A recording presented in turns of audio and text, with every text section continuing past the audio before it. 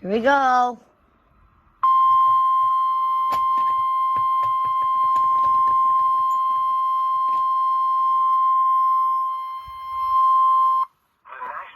Service in Norman has issued a severe thunderstorm warning for northern Caddo County in southwestern Oklahoma, southwestern Canadian County in central Oklahoma, until 7 p.m. Central Daylight Time.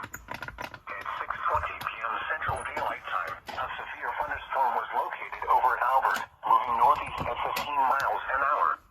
Expected hazards include 2-inch hail and 60 miles an hour wind gusts. This is a radar-indicated threat. The following impacts are expected. People and animals outdoors will be injured. Expect hail damage to roofs, siding, windows, and vehicles.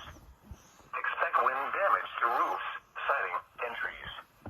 Locations impacted include Hinton, Ringer, Waukeba, Fort Cobb Reservoir, Albert, and Cedar Lake.